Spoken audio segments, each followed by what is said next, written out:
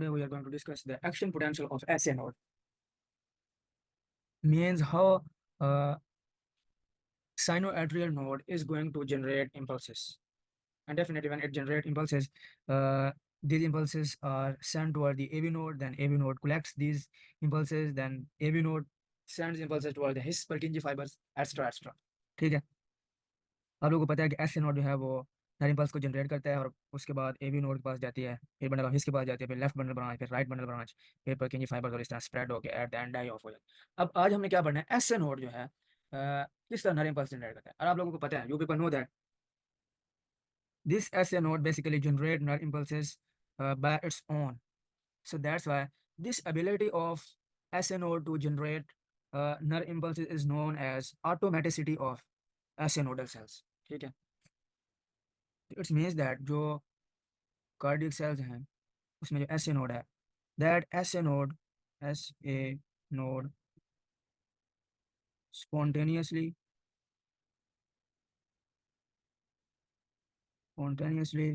generate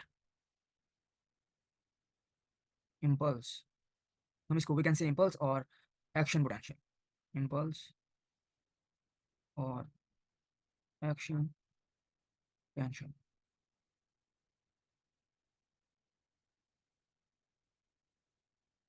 right? Okay, you can see this diagram, जिसमें आप लोगों को ये ग्राफ नजर आ रहा है। ठीक है, एक्स एक्सिस के ऊपर हम लेते हैं टाइम, मैं आप लोगों को ये समझाने के लिए, एक्स एक्सिस के ऊपर टाइम होता है और वाई एक्सिस के ऊपर क्या है, पोटेंशियल। वाई एक्सिस के ऊपर क्या है, voltage, you can see voltage, and it is very important. It is frequently this action potential of SA nodal generation is frequently asked in the viva. How SA node generate nerve impulse and what is the diagram, or you can say what is the action potential duration sequence और figure of SA node की किस तरह की होती है, वो मुझे draw करके दिखाएं, एक्सटर्नल कहता है। ठीक है, तो ये इस तरह आप लोगों ने उसको बयान करना है, बताना है जिस तरह मैं आप लोगों को बताऊंगा। Okay,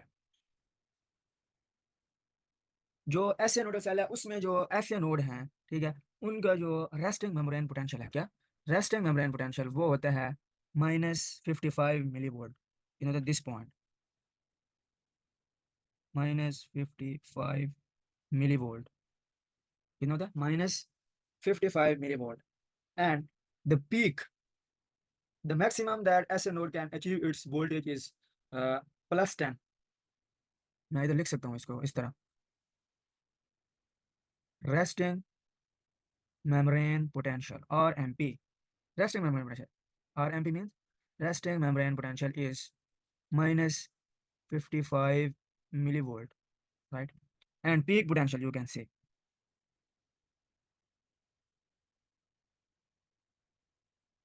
peak potential, the peak value is +10 millivolt, right? Okay,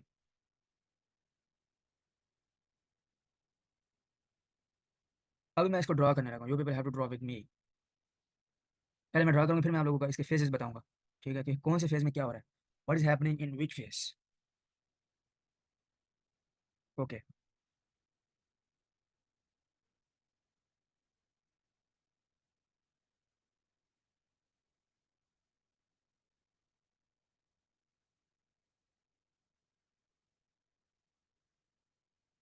and so on and so on. ठीक है, okay, now the point that I'm going to point out is this is the peak potential, that is according to diagram is plus 10 millivolt, right? This is plus 10 millivolt।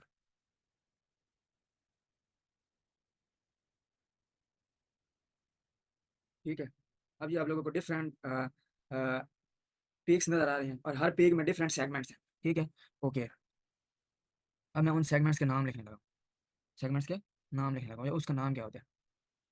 ये जो सबसे नीचे वाली line है इसको हम कहते हैं फेज 4, ये जो जिसको मैंने शो किया, ये हर में ये फेज 4 होता है, this is phase 4, right, also phase 4, this is phase 4। ठीक है, फिर उसके बाद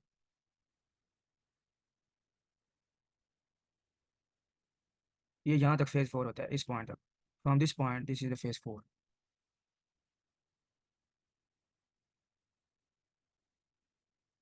ये वाली line, that this curved line, this is not straight, this is curved line. ये स्ट्रेट नहीं, आप लोगों ने ये याद रखना कि ये लाइन स्ट्रेट नहीं होती है, कर्व्ड होती है।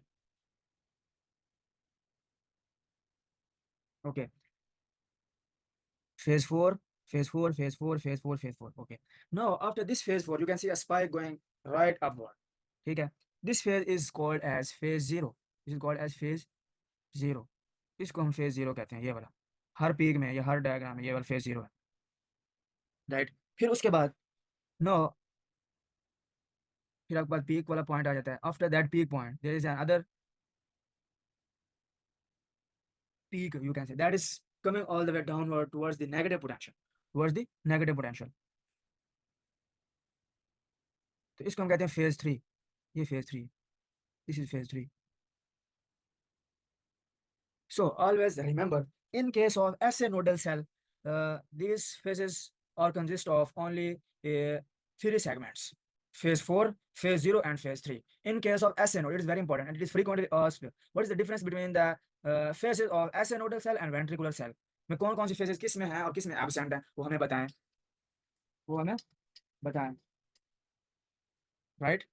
Next, so these are the phases, ठीक है। Now I will tell you people what happens in which phase, ठीक है।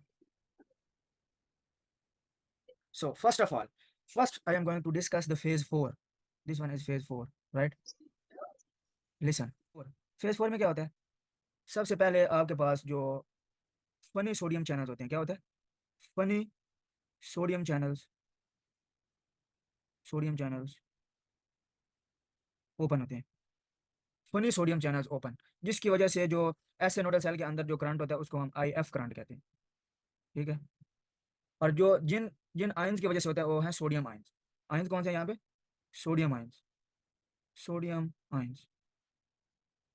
और जिन चैनल्स के जरिए से ये सोडियम इनवर्ट जाता है उसको हम क्या कहते हैं? Funny sodium channel. Let's suppose for example the diagram which I have drawn over here, this one. तो इसमें आप लोग ये समझ लो, this red channel is funny sodium channel, is funny sodium channel, right.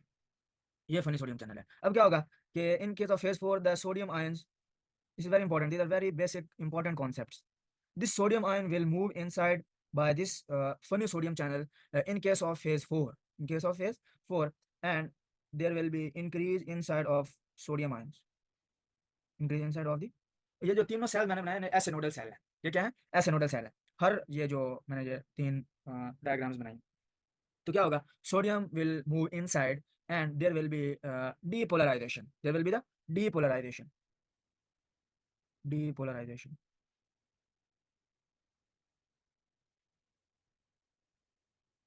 Of ऐसे नोडल सेल, ठीक है। अब ये जो फनी सोडियम चैनल की वजह से जो सोडियम आयंस इनवर्ट आए हैं सेल के अंदर, ठीक है, ये क्या करते हैं? थ्रेश होल्ड जनरेट करते हैं, प्रोड्यूस प्रोड्यूस थ्रेश होल्ड, मतलब कि थोड़ा सा जो है ना मेम्ब्रेन को डीपोलराइज करते हैं, थ्रेश होल्ड, राइट। और जैसे जब जो मैंने बताया ना, ये ब्लैक वाले जो स्पॉट्स मैंने लगाए हैं, कौन से स्पॉट्स? ब्लैक वाले। जब इन स्पॉट्स तक वो पोटेंशियल पहुंचता है तो then there is opening of voltage gated sodium channels, definitely at these black dots in this diagram. Here is the opening of sodium channel, and definitely you can see in this diagram uh, there is the initiation of another phase, and this phase is known as phase 0। ये phase 0 है। और इस phase के अंदर क्या होता है? Opening of, अब ओपन होते हैं क्या? Opening opening of voltage voltage gated calcium channels, यहाँ पे कैल्शियम चैनल ओपन होते हैं, calcium channels, right. And because of this opening of these calcium channels, no, listen, no, see in the other diagram what basically happened। अब ये इन ऐसे nodal cell की वजह से क्या हुआ था? ये सॉरी सोडियम चैनल की वजह से क्या हुआ था? सोडियम इन्फ्लक्स हुआ था और वहाँ पे मेम्ब्रेन डीपोलराइज हुई थी, थोड़ा सा थ्रेशोल्ड जनरेट हुआ था। जैसे ही ब्लैक स्पॉट्स पे पोटेंशियल पहुंचा था तो there is a spike, there is upstroke of potential and which reaches at +10, ठीक है। सपोज मैं कहता हूँ कि ये हमारे पास है कैल्शियम चैनल, और कैल्शियम भी सेल के आउटसाइड ज्यादा होता है, you people know very well, in extra cellular fluid. और सोडियम आयंस भी एक्स्ट्रा सेलुलर फ्लूइड में ज्यादा होता है। ये सेल के अंदर इंट्रा सेलुलर फ्लूइड होता है और बाहर क्या होता है, एक्स्ट्रा सेलुलर फ्लूइड। ये हम समझ लेते हैं, ये है extra cellular fluid. Kindly extra cellular fluid और अंदर वाला क्या होता है, इंट्रा सेलुलर फ्लूइड, राइट। तो अब जो आयंस है वो एक्स्ट्रा सेलुलर फ्लूइड से इंट्रा सेलुलर फ्लूइड की तरफ मूव कर रहे हैं, ठीक है। और कैल्शियम आयंस भी इसके अंदर आने स्टार्ट हो गए हैं इन केस ऑफ फेज 0, ठीक है। End voltage reaches plus 10 millivolts because of these opening of calcium channels, and these channels are called as voltage gated calcium channels. These channels are called as voltage gated calcium channels, right? Okay, at plus 10 millivolt अब क्या होता है, these calcium channels gets closed, क्या होता है, no, you people can see after the blue spots, after blue spots in this diagram, there is decline of potential, there is decline, the potential is coming back, the potential is coming back towards phase 4 or minus, या वो जो phase 4 है उसकी तरफ आ रहा है, या negative की तरफ पोटेंशियल वापस आ रहा है, ठीक है। अच्छा, अब हम क्या करते हैं, फेज 4 सॉरी, अब फेज 3 स्टार्ट हो जाता है इसके बाद, after after this, after phase 0 there is the initiation of phase 3 which is declining phase, which is declining phase. अब इस फेज में क्या होता है, in this phase basically calcium channel gates closed, calcium channel gates closed, right. फिर उसके बाद क्या होता है, ओपन ओपनिंग ऑफ किसका of opening opening of potassium channels, right, in which phase, in phase 3, ठीक है। ब्लू स्पॉट्स के बाद नीचे की तरफ आएगा, ठीक है। और यहाँ पे क्या हो जाएगा, पोटेशियम सॉरी वोल्टेज नीचे की तरफ आएगा और potassium ion will move outward, potassium ion will move outward, okay. So definitely the membrane will repolarize, because the potential is coming backward, all the all the influx of the ions is closed, sorry is blocked। सारे जो positive ions पहले अंदर आ रहे थे, पहले sodium भी आ रहा था, पहले कैल्शियम भी आ रहा था, लेकिन जैसे पोटेंशियल पहुंचा +10 पे तो वहां पे सारे चैनल, तो आप तो सोडियम चैनल भी बंद है ऑलरेडी, वो तो जो है ना वो ब्लैक स्पॉट्स पे बंद हो गए थे। फिर उसके बाद कैल्शियम चैनल जो थे वो +10 पे बंद हो गए। अब जब +10 पे पोटेंशियल पहुंचा था तो उस टाइम पोटेशियम चैनल्स ओपन हो गए थे, और वहां पे क्या होता है, potassium goes outside of the cell, ठीक है। एंड मेम्ब्रेन विल रीपोलराइज, और ऊपर क्या था, potassium outflux, potassium outflux, okay. अब क्या होगा कि आपको पता है, listen and remember, this is very important point, this is very important point. Sodium ions and calcium ions are excess in the extracellular fluid that I have just mentioned. देखो calcium भी extracellular fluid में और sodium में किधर है, extra cellular fluid. लेकिन जो potassium ions होते हैं, जो मेरे स्टूडेंट्स हैं उनको ऑलरेडी इस चीज़ का आइडिया है, मैंने उनको पहले बताया हुआ है कि जो सोडियम और कैल्शियम आयन होते हैं वो एक्स्ट्रा सेलुलर फ्लूइड में ज्यादा होते हैं। Definitely when the channel will open they will rush into the cell because of the gradient, they will go along the gradient, जहाँ पे कम है वहाँ पे जाएंगे, जहाँ पे ज्यादा है उससे, ठीक है।